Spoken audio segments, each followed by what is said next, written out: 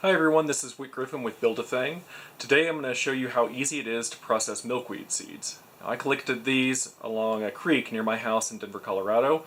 For those that don't know, milkweed is indigenous throughout much of the United States, and it's a very important plant for monarch butterflies. There's going to be some more links in the description for more information on pollinators and monarch butterflies in particular. Now, I tried 3 different methods to quickly process these seeds. I did it by hand, with fire, using appropriate safety precautions, and with a shock vacuum. And I'm going to run you through how each one of those 3 different methods worked, when it did work, and when it didn't work. Just a quick disclaimer, for the fire portion specifically, this could be dangerous, and it could cause damage to life, property, yourself, people around you, things around you. So, don't try this at home, and if you do decide to just not follow my advice and try it at home, keep a fire extinguisher handy and protect your property. Do it a little ways away from people and other things that you care about, and absolutely don't do it near dry grass or anything crazy like that. Keep your head on a swivel.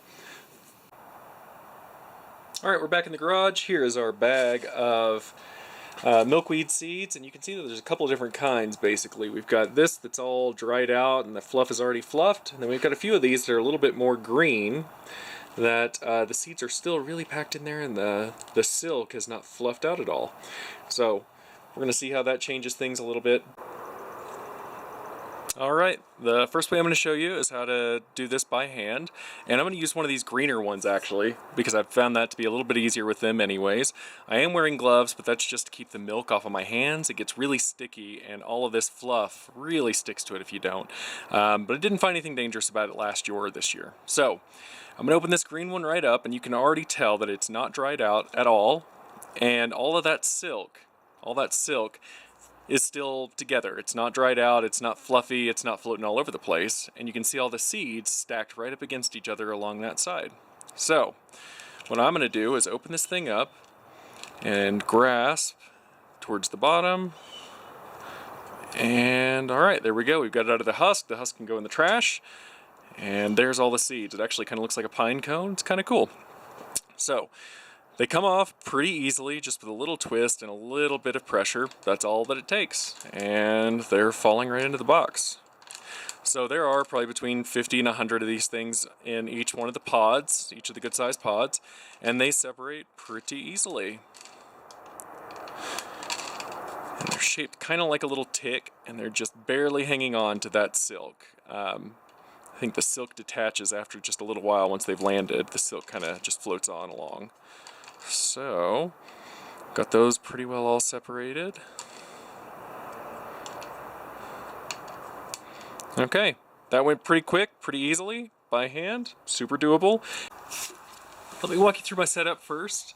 So I've got a pretty basic little shop vac that I got at the local hardware store. That's right here. Now on the filter, I have placed a pair of pantyhose, just from the local drugstore. So nothing too fancy. I think there were 3 little gumball machine thing package, whatever's full of those for $2. So got plenty of those. I've emptied out the dust bin. Now from the vac, I've got a hose that leads over to this little assembly, and it's supposed to be a dust separator. I'll have a link in the description below with directions on how to do that. Someone else's video that I found. And then a hose leading over to the end. And that is what we'll be using to actually collect the seeds and everything.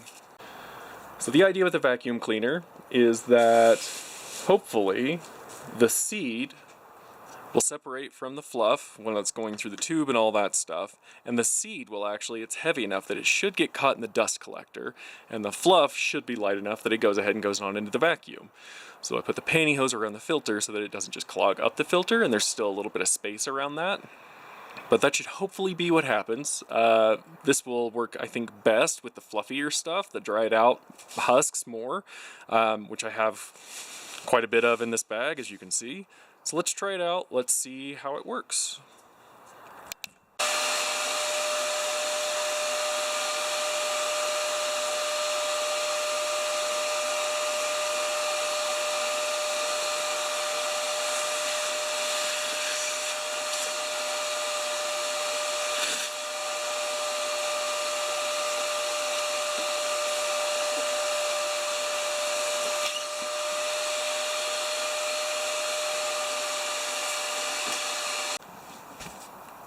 Alright, let's open it up and see how it turned out.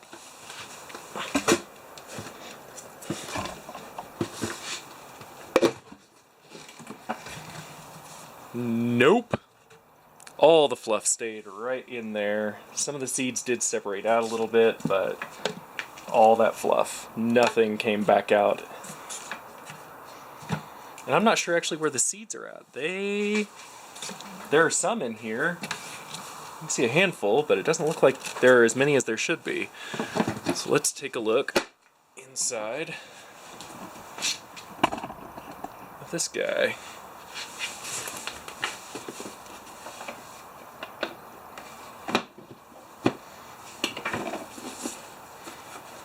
No, they're not in here either. So they must be just caught around in some dust and stuff back in the bucket. I'm just not seeing it super well.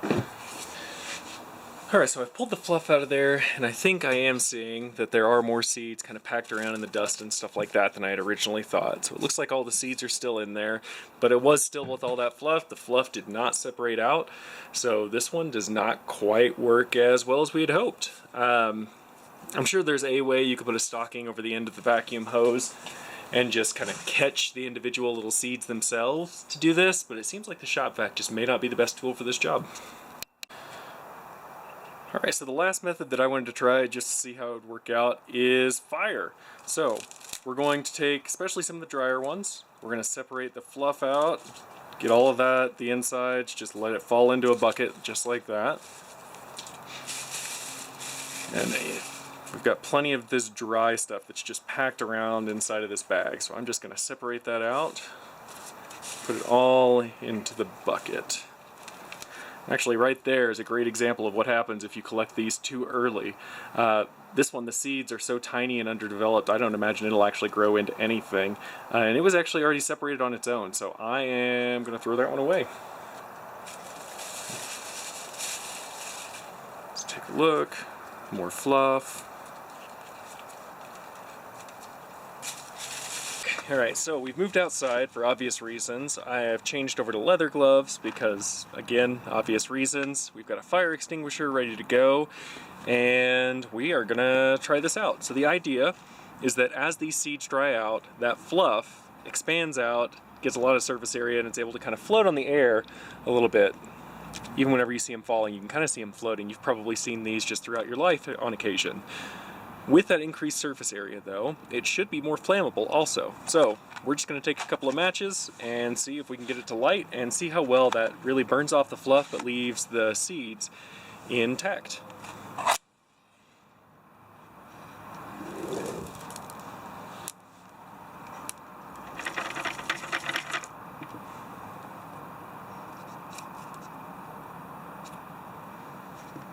So that worked pretty well. There's still a little bit of fluff attached to some of these seeds, as you can see there.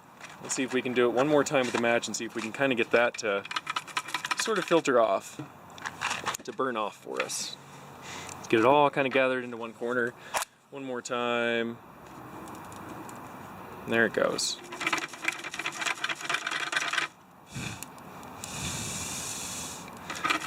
So that went quick enough. I would bet that the seeds are probably still intact. It's still burning just a little bit, but it's all that fluff. The seeds actually look pretty okay. So I think that might actually work.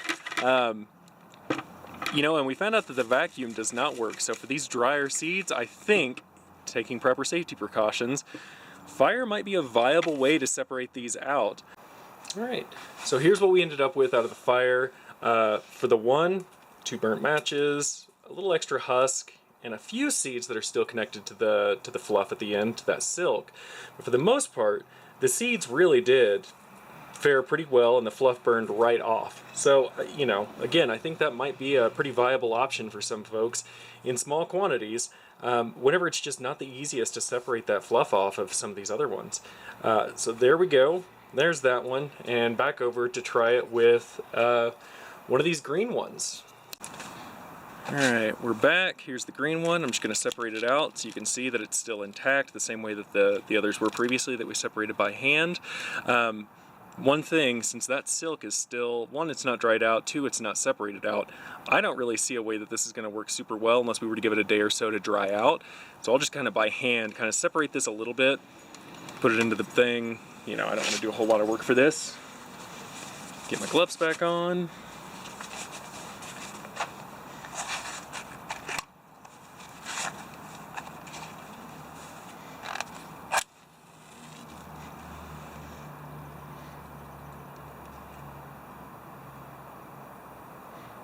And there we go. That's just really hesitant to burn. Again, it hasn't dried out at all. It just doesn't have that surface area or the dryness to really catch like it did previously for that dried out stuff.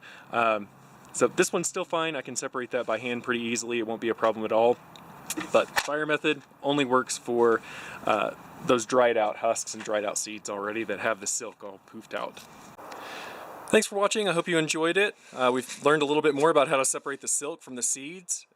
Next video is going to be coming out here in the next week or two, and we're going to be learning how to build a bike-mounted seed spreader so that you can ride up and down the trails around your house and in those open spaces to plant milkweed. So keep an eye out for that video. If you hit subscribe and the notifications, you'll get a notification as soon as that happens, as soon as that video is posted. It's going to be a fun one. We're going to keep it low cost by going to Goodwill to pick up some of our materials. So we'll talk about that later. Have a good one, and thanks.